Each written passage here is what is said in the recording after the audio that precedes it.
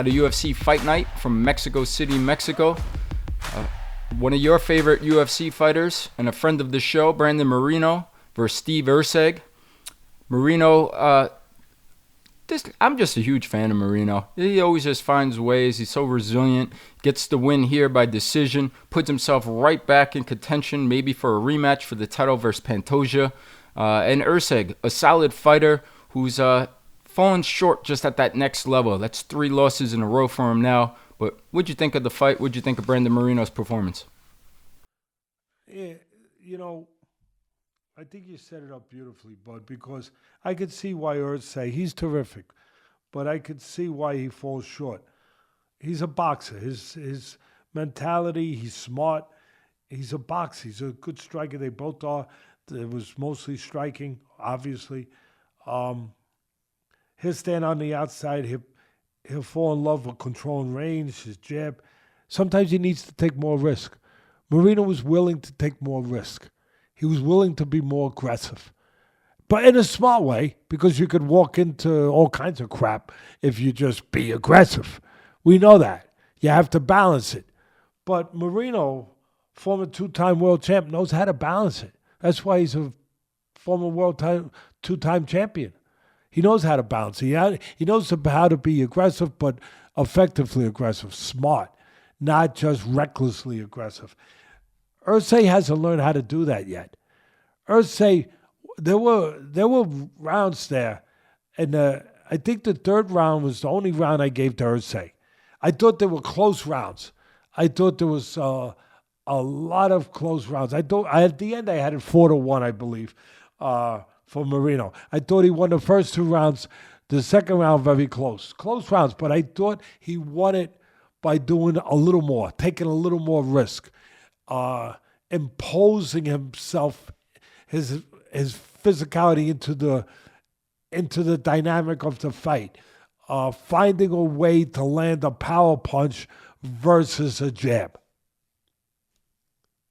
It's kind of like you got you're playing poker. You got 2 pair. I got 3 of a kind. It beats you 2 pair. I got jabs. Okay. Bang! I got a right hand. I know you had 2 pairs of jabs, but the right hand beats it. Full house. And it was the right hand, the well-placed right hand at the right spot, set up nicely. Set a little subtle things that the good fighters that gets missed sometimes by people. They bend low and then they throw high. That's why they land. They're not just chucking. They do a throwaway punch just to land something else. He landed the uppercut when he needed to. He knew how to set it up. Again, I thought that the mentality, the strategy was clear. Erceg, I'm going to box on the outside, use my legs, control the outside, the outskirts. I'm going to jab. Nice jab. I'm going to jab. I'm going to look. Moreno's got a good jab, too. That was, when Moreno threw his jab, it was a little harder. It was accurate. It actually got all the way through.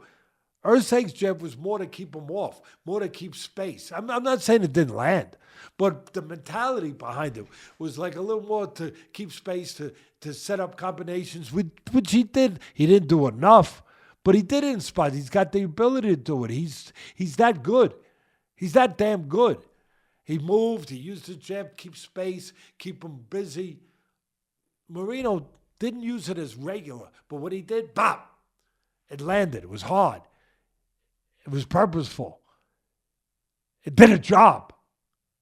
It sent a message, And again, I think it came down to power shots versus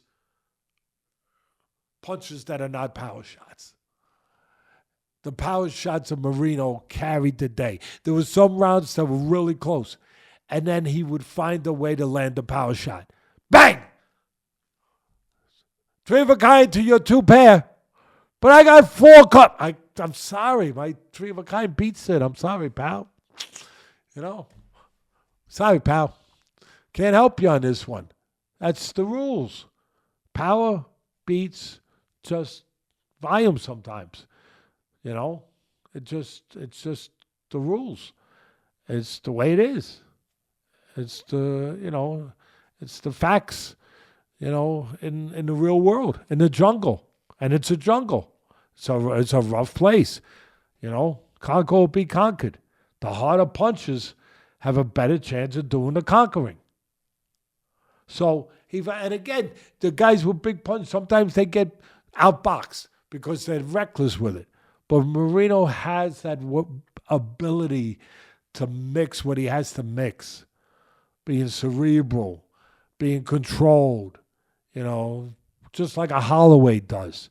We talk about another great one, another friend of the show who we love, who has character, who has everything. I mean, another great one. But at the end of the day,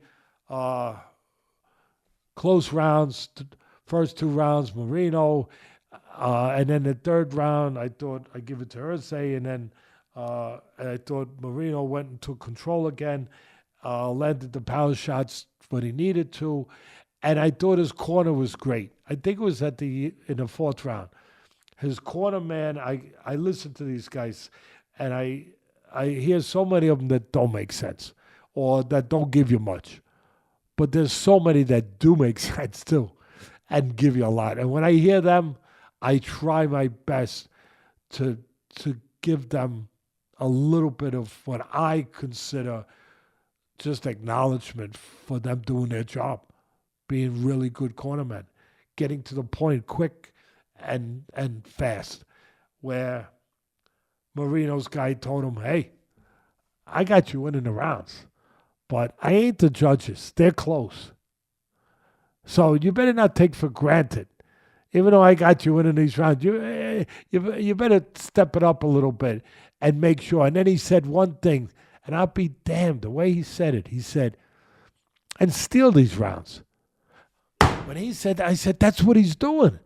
He stole a couple rounds. It ain't an accident. He knows exactly what he's doing. He's still, just by landing that power punch at the right time, he stole a close round that you could have gave to the other guy for ring generalship. Jabbing, moving, picking spots, you could. But no, he stole round. He stole it with a takedown late once. He stole it with a big punch late once. He did just what his cornerman said. Steal the rounds. In other words, close the show.